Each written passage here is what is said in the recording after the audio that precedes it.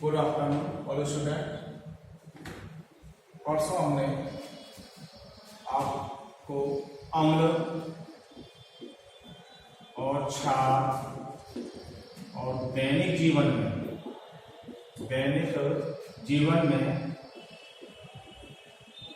काम में आने वाले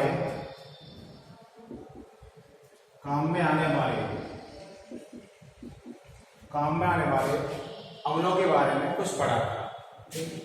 अम्ल क्या होते हैं, उनकी विशेषताएं, गुणधर्म, इसी प्रकार क्षार की परिभाषा, गुणधर्म, विशेषताएं और दैनिक जीवन में काम में आने वाले कुछ अम्लों के बारे में सूची याद की। तो आपने पढ़ा होगा, घर याद किया होगा, कोई डाउट हो तो उसको आप पूछ सकते हो। अब मैं एक बात ये बता दूं, ये जो आपका केमिस्ट्री का जो टॉपिक है, यह है आपकी 10th की जो बोर्ड की किताब है उसमें लेसन नंबर 1 क्या है, 5 है।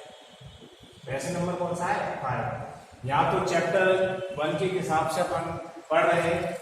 तो पिछला मैं रिवाइज करूं, क्षार क्या होते हैं, अपने क्षार की परिभाषा सुनी होगी, पढ़ी होगी और पढ़ाया था अपन इसमें। तो क्षार क्या करते हैं, जलीय विलयन में क्या करते हैं, OH माइनस आयन क्या दे देते हैं। पहली बात, क्षार स्वाद में कैसे होते हैं, कड़वे होते हैं। रिपीट कर रहा हूं, पढ़ाओ पिछला। जलीय विलयन में क्या देते हैं, OH माइनस आयन देते हैं। स्वाद में कैसे होते हैं, कड़वे होते हैं और तीखे होते हैं। कड़वे और कैसे होते हैं, तीखे होते हैं। और लिटमस परीक्षण, लिटमस पत्र होता है, लिटमस परीक्षण में देखना, लिटमस, ये लाल लिटमस पत्र को क्या कर देते हैं, नीला कर देते हैं। ठीक, कुछ और है, यह विद्युत के क्या होते हैं, सुचालक होते हैं। विद्युत के क्या होते हैं, सुचालक होते हैं। इनकी प्रकृति ये ज्वलनशील और दाहक होते हैं। ये शरीर को भी क्या पहुंचाते हैं, क्षति पहुंचाते हैं। यह जल में क्या होते हैं, घुलनशील होते हैं। जल में क्या घुल जाते हैं। तो मैंने बताया था क्षार की विशेषताओं में परिभाषा में क्या, ऐसे पदार्थ जो जलीय विलयन में OH माइनस आयन देते हैं उन्हें क्या बोलते हैं, क्षार कहते हैं। OH माइनस आयन क्या होता है, हाइड्रोक्सिल आयन। क्या होते हैं, हाइड्रोक्सिल आयन बोलते हैं। क्या बोलते हैं, हाइड्रोक्सिल आयन। मतलब जलीय विलयन में क्या देंगे अपन को, OH माइनस आयन देंगे, इनको बोलते हैं हाइड्रोक्सिल आयन। अब इनकी विशेषताएं क्या होती है, क्षार स्वाद में तीखे और क्या होते हैं, कड़वे होते हैं। लिटमस परीक्षण, यह लाल लिटमस पत्र को क्या कर देते हैं, नीला कर देते हैं जलीय विलयन में।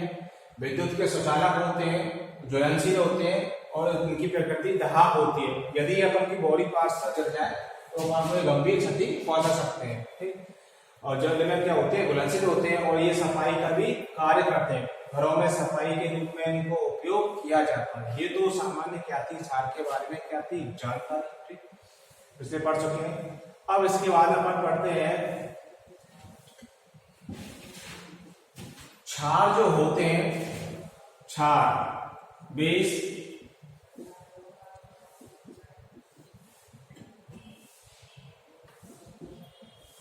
के कुछ उदाहरण। क्षार 2 प्रकार के होते हैं, देख लेते हैं। प्रबल क्षार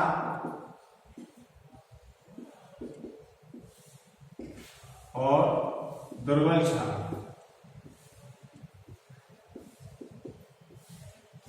तो प्रबल क्षार की परिभाषा क्या होगी,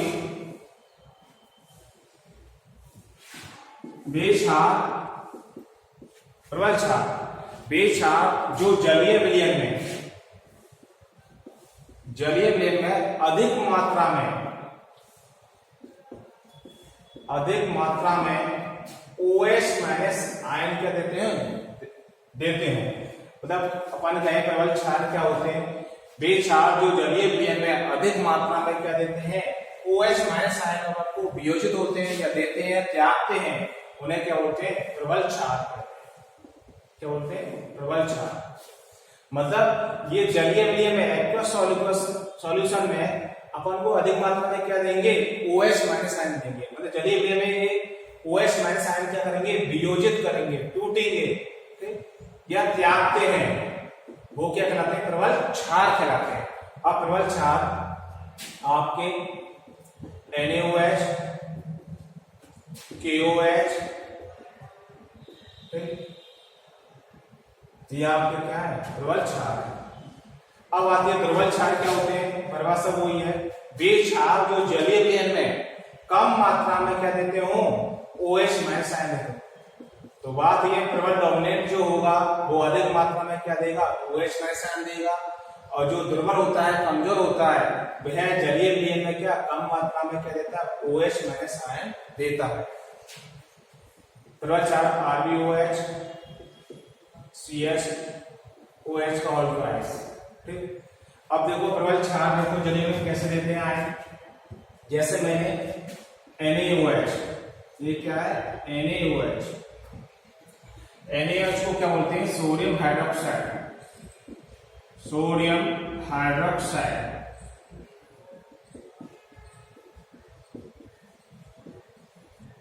ये क्या है, सोडियम हाइड्रोक्साइड। अब सोडियम हाइड्रोक्साइड के जलीय विलयन में अब ये सोडियम हाइड्रोक्साइड टूटेगा, वियोजित होगा अपने आयनों में, तो अपन को क्या मुक्त करेगा, एक तो Na+ और OH माइनस आयन। इसी प्रकार दूसरा देखते हैं उदाहरण KOH। KOH को बोलते हैं पोटेशियम हाइड्रोक्साइड, कास्टिक पोटाश, तो इसको कहते हैं, इसका नाम है पोटेशियम हाइड्रोक्साइड।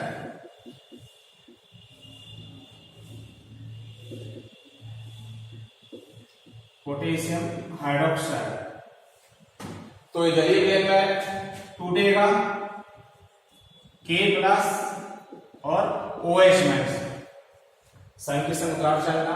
ये कुछ प्रबल अम्लों के क्या है, उदाहरण है, जो जलीय विलयन में अपने आयनों में क्या टूट जाते हैं। तो ये कौन सा मुक्त कर रहा है, OH माइनस आयन क्या कर रहे हैं, अपने जलीय विलयन में मुक्त कर रहे हैं। अधिक मात्रा में क्या करते हैं, वियोजित होते हैं, 100% मात्रा में ये क्या होते हैं, वियोजित होते हैं, तो वो क्या कराएंगे, प्रबल क्षार कराएंगे।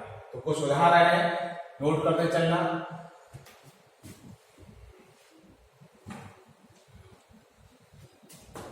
इसके बाद है RbOH, rubidium hydroxide, rubidium hydroxide.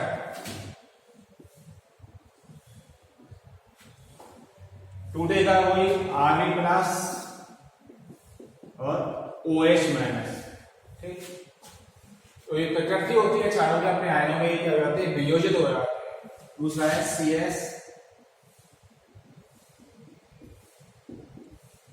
Caesium hydroxide, CS+2 और OH माइनस। तो ये कुछ क्या हुए, प्रबल क्षारों हुए, क्या हुए, उदाहरण हुए, नोट कर लो।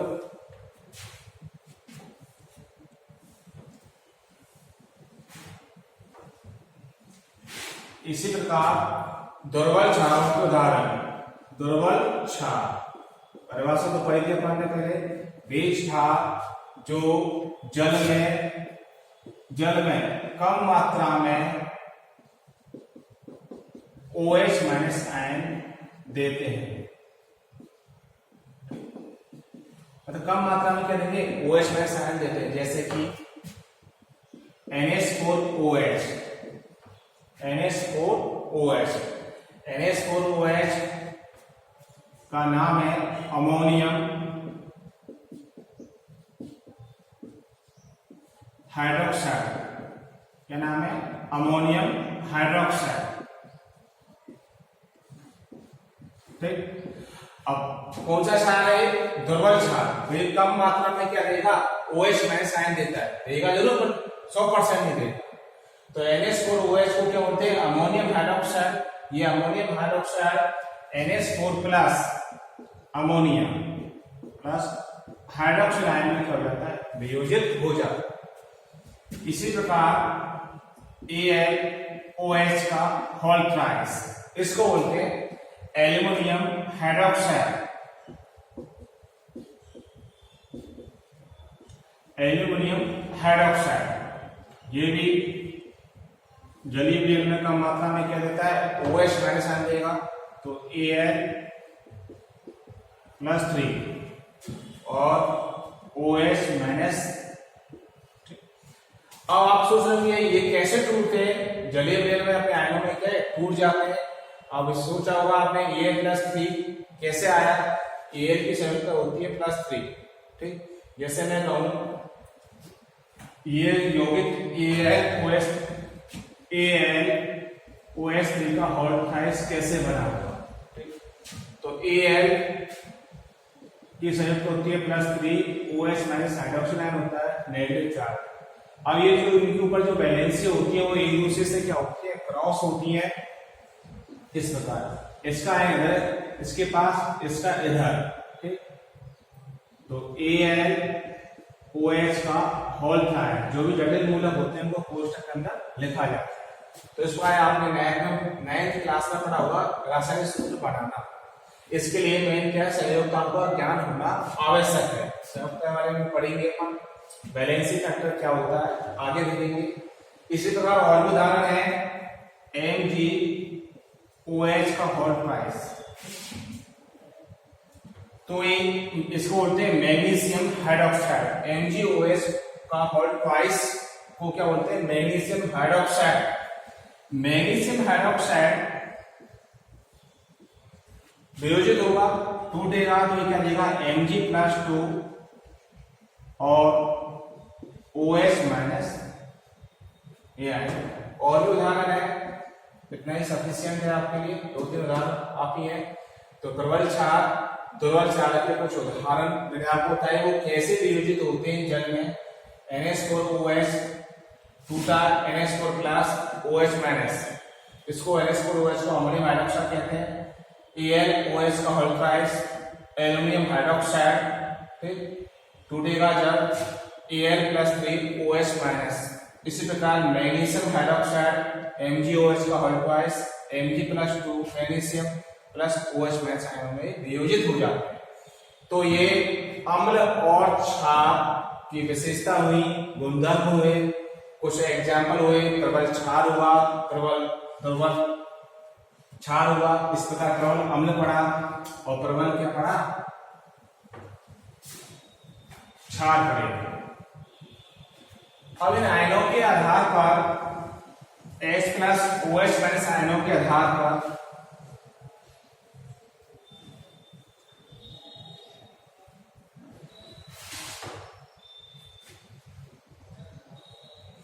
आपने ये चीज देखी होगी, सांद्रता क्या होती है। सांद्रता कॉन्संट्रेशन बोलते हैं इसको, सांद्रता को। सांद्रता वैसे देखा जाए सांद्रता क्या चीज होती है, एक बात इसका मतलब है गाढ़ापन। शरीर शब्दों में देसी भाषा में इसको क्या बोलते हैं, गाढ़ापन। अब इसकी परिभाषा क्या होती है, किसी सांद्रता की परिभाषा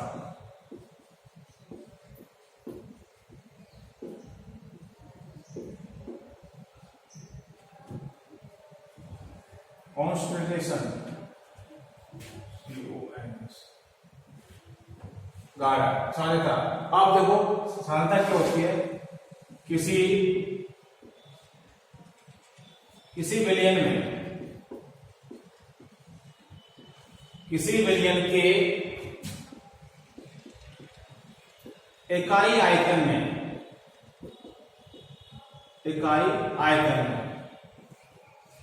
किसी विलयन के इकाई आयतन में उपस्थित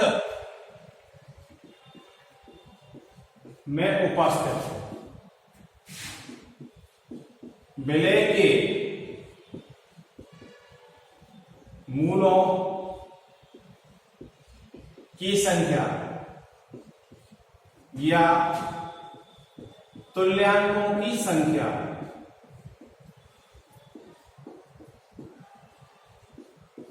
को क्या बोलते हैं, सांद्रता कहते हैं। दोबारा सुनते हैं, देखेंगे अपन। तो वो कह रहा है कोई भी जलीय विलयन है, किसी जलीय विलयन का कोई ना कोई क्या होगा, आयतन होगा। अब अपन इसको आयतन में दिया, 1 लीटर लिया, कुछ लिया, तो किसी विलयन के इकाई आयतन में उपस्थित, मतलब कोई जलीय विलयन है उसके इकाई आयतन में जो अंदर जो उपस्थित है उसमें क्या होंगे, विलय के मूलों की संख्या, मूल क्या होते हैं उसके अवयवों की संख्या, जो चीज उसमें क्या हो रही है विलय हो रही है उसके अवयवों या पार्श्वों की संख्या या तुल्यांकों की संख्या को ही क्या बोलते हैं अपन, सांद्रता कहते हैं। ठीक, दोबारा सुनो, किसी विलयन के इकाई आयतन में उपस्थित विलय के मूलों या अवयवों या तुल्यांकों की संख्या को क्या बोलते हैं, सांद्रता कहते हैं। ठीक, अब सांद्रता को मोलरता, नॉर्मलता, मोलरता आदि में उसको क्या व्यक्त किया जाता है। ठीक, तो परिभाषा क्या हुई, किसी विलयन के इकाई आयतन में उपस्थित विलय के मूलों की संख्या या तुल्यांकों की संख्या को क्या बोलते हैं, सांद्रता कहते हैं। अब सांद्रता को किससे व्यक्त करते हैं, मोलरता में उसको व्यक्त किया जाता है, नॉर्मलता, मोलरता आदि इसी का हम उसको क्या करते हैं, व्यक्त करते हैं। तो ये हुई सांद्रता। ठीक, अब इस विलय के मूलों की संख्या के आधार पर मोलर सांद्रता अम्ल में, एसिड में H+ आयन और क्षार में OH- आयनों के आधार पर सांद्रता पर ले पाने। अब देखो अम्ल में H+ आयनों के आधार पर, अम्ल तो क्या H+ अधिक डोमिनेट किया, और क्षार में OH- आयन क्या लिया, प्रमुख था, डोमिनेट था। तो H+ आयन और OH- आयनों के आधार पर सांद्रता कितने प्रकार की हुई, तो अम्लों के आधार पर तो सांद्रता एक होता है सांद्र अम्ल, सांद्र अम्ल, और एक होता है तनु अम्ल। मतलब H+ आयनों के आधार पर एक होता है सांद्र अम्ल, एक होता है तनु अम्ल। तो सांद्र अम्ल क्या होता है, किसी विलयन में, किसी सांद्र अम्ल, किसी अम्ल में किसी अम्ल की मात्रा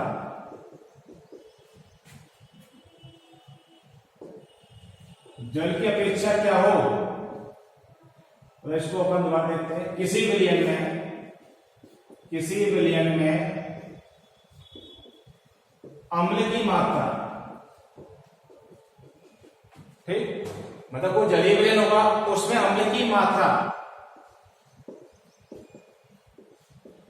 जल की अपेक्षा क्या हो, ज्यादा। मतलब कोई वाटर सॉल्यूशन है उसमें जो अम्ल की मात्रा होगी वह जल की अपेक्षा क्या होगी, ज्यादा होगी। जल एक अच्छा सर्वोत्तम क्या माना जाता है, विलायक माना जाता है, ठीक, जो सभी को अपने आप में क्या घोलता है। तो सांद्र अम्ल क्या हुए, किसी विलयन में अम्ल की मात्रा जल की अपेक्षा क्या होती है, ज्यादा होती है, उसको क्या बोलते हैं, सांद्र अम्ल कहते हैं। ठीक, सांद्र अम्ल जैसे सांद्र अपन ने क्या बोल दिया, HCl, सांद्र क्या हो गया, HNO3, सांद्र क्या बोल दिया, H2SO4। मतलब देखो दोबारा और सुनो, सांद्र अम्ल किसी विलयन में अम्ल की मात्रा जल की अपेक्षा क्या हो, ज्यादा हो। ठीक, मतलब इसमें कौन डोमिनेट है, अम्ल की मात्रा क्या है, अम्ल कैसा है, गाढ़ा। जैसे आपने देखा होगा चाशनी होती है उसमें शक्कर गाढ़ी होती है, शहद होता है गाढ़ापन होता है। यदि अपन उसको पानी में घोलते हैं, कम पानी में घोलेंगे तो शहद कम घुलेगा, ज्यादा पानी घोलेंगे तो जल्दी से घुल जाएगा। तो गाढ़ापन जो होता है वो होता है सांद्रता के नाम से। अब ये सांद्र अम्ल के उदाहरण हुए। अब है सांद्र तनु अम्ल। तनु अम्ल क्या होता है, तनु अम्ल उसी प्रकार किसी विलयन में अम्ल की मात्रा जल की अपेक्षा क्या हो, कम, या तो सांद्र अम्ल में क्या होगी, ज्यादा, या तनु अम्ल में क्या होगी, किसी विलयन में अम्ल की मात्रा जल की अपेक्षा क्या हो, अम्ल की मात्रा अम्ल की मात्रा जल की अपेक्षा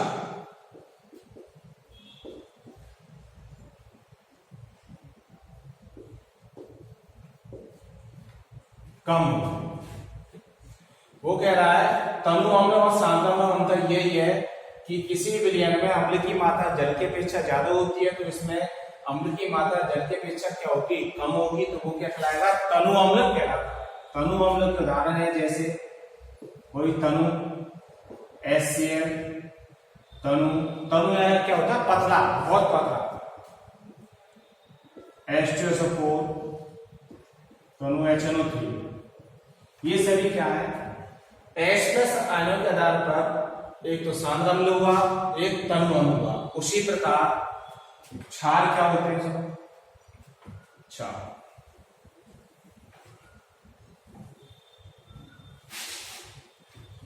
OH- आयनों के आधार पर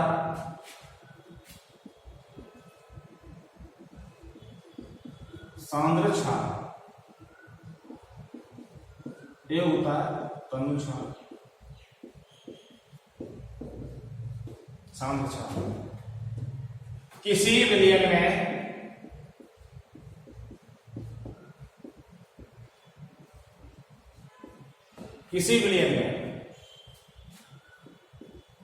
क्षार की मात्रा, वो कह रहा है किसी विलयन में क्षार की मात्रा जल की अपेक्षा